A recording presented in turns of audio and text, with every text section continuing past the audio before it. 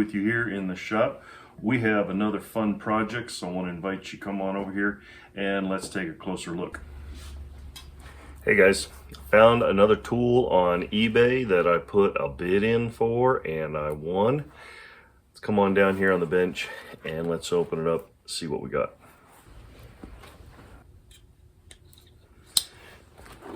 So I've been keeping an eye out and I was able to win this bid. Again, I'm collecting all of these axes, especially the Norland axes, and I did not expect to get this again. I guess I never expect to get it, but we got this right here. Here is the sheath, which I'm sure is not original, and it looks in really bad shape. Well, but here is the axe that I got. And tell you what, let's go quickly over and do a quick little cleanup right there, and I'll be able to show you a little better what we have. All right, hopefully you can make out there, it says genuine Norland, and I know it's not in the best shape, but what's nice is the pole here is not all busted up and the bit looks in good shape. It's just the rust. But if you'll notice these, what they call phantom bevels, and it's a Norland, and I'm speculating it's a 3.5 pound Norland, which as soon as I get this pounded out, we can verify that. And I think this is the cabin axe I've been looking forward for some time. So I want to soak this. I want to get this out, get it to soaking, and then clean off all this rust, clean up this bit real nice, get it hung, and I think we'll have a pretty nice little piece, even though it has all this rust on it right now.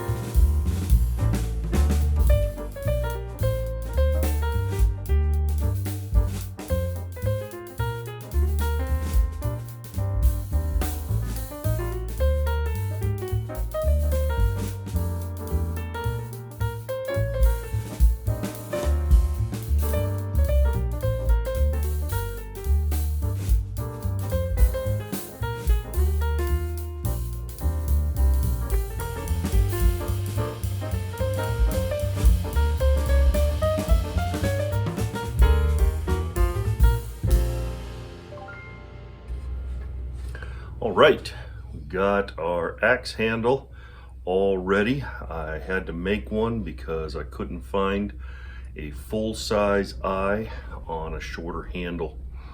You saw in the previous clip that this was 3.25, not quite 3.5, but right around 3.25 pounds. So I wanted a shorter handle for it, and all you could find for the full-size eye is the 36-inch handles in the store. Norland makes a full-size eye, which is nice because that's more wood that goes through and into your tool. Gives it a better lockup, and so I'm happy about that. But if you want to see, I did not show the manufacturing of this handle because I've done that so often before. I will try to put in the link below the video the manufacture of this axe right here, this handle, and you'll be able to see that if there are those of you who want to. But for right now, let's go ahead and hang this and see if we can't finish this project up.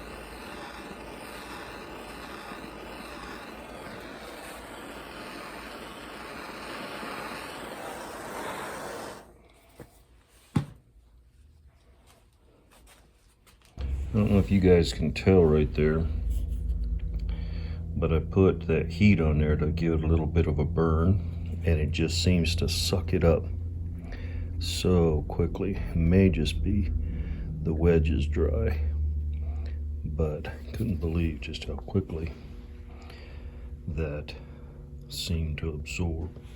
See, it already absorbed back here. It just absorbs that as it cools. The air, the heat inside the grain contracts and just sucks that oil in. The other great thing about this is, if you'll notice, there isn't any gap anywhere here around this whole eye. It's all nice and tight. Now, for those of you newer viewers who may not be familiar with my axe clamp, it's just two 2x4s, and I have hollowed out the inside here on both sides. I did that with a table saw. Maybe one of these days I'll show you how I did that. And I used contact cement to put leather in there to protect the handle when it clamps down. And then I put a leather hinge on here so that this will flex, and we have some flex in the whole thing. That goes down into my wood vise, opens up. You put your axe in there and you come over here on this platform here and just have it catch about 1/2 inch.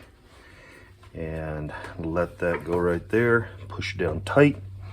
Now you've got a good firm grip on your axe and you are able to sharpen it.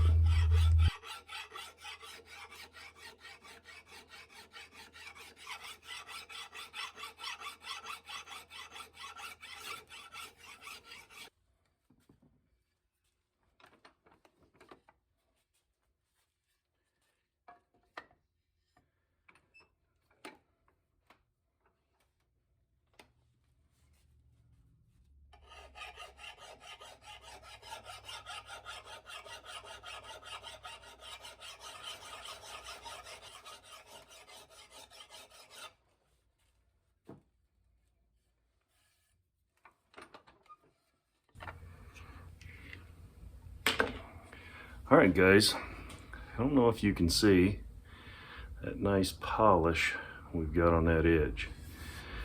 I love how it transitions into all this pitted gray steel and then moves into the nice burnt handle. So I'm really happy with the way this turned out. Now I didn't show this whole process of polishing this bit. I use these wheels here. Now I got these at Harbor Freight, but I have not been able to find them recently. So I hope they haven't discontinued them. And you can kind of see what they are there. They don't really say on them. It just says polishing wheel.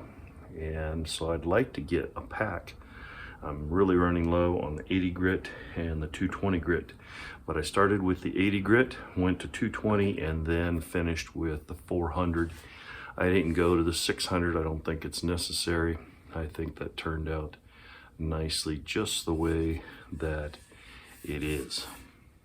All right, again, for newer viewers, I still have my clamp here. This time I've got it pointing, the bit pointing up vertically. And I take a white ceramic rod. I bought this at Rocky Mountain Knife Works, Smoky Mountain Knife Works, excuse me, and took the handle off of it, and I just use it like this. And it just dresses up the edge.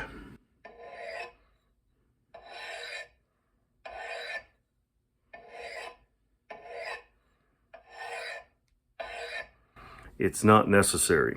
You don't have to have an axe like this sharp, but it's just kind of fun to do, and you can feel that burr move back and forth there on this bit.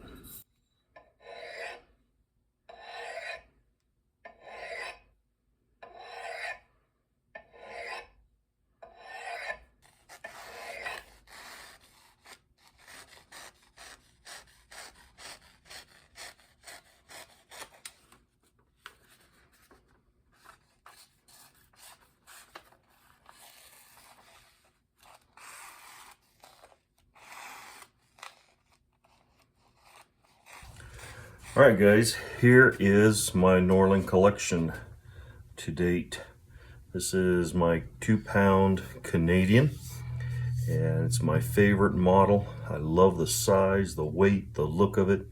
It is my favorite. Now, this brand is my favorite brand, but this is my favorite model of the whole group. But I am so glad to have being able to add to the family. This is the camper axe. It's the 2.5-pound camper axe. This one here is the mystery model that I'm not really sure about, and this one here is the 3 pounds. So I have 2, 2.5, 3. Then we have 3 1/4, and this is the cabin axe that I'm doing now for this video.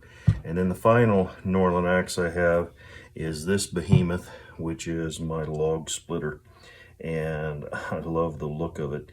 It's just really, really nice. So I am pleased to be able to be adding continually to the family. It's a lot of fun, and I'm hoping to be able to collect a few more. Wait a minute. I forgot. I have this little Voyager, which is the Hudson Bay model. So I have this little Voyager here in the family, and then I also have the rock hammer for the Norland rock hammer, and so I forgot about those two that I have here. So now we've got the family complete, at least as far as what I own and have here. Well guys, what a blast. It's been a lot of fun to collect these and to now have this one to add to the collection. We now have no, it's not the camper, it's the cabin X. I do wish that the insignia, the scroll there, was a little bit more prominent and better, and maybe that's why I was able to get it. Maybe that's why I can afford it, but I am glad to have it in the collection, and we're going to give it a home right up over here.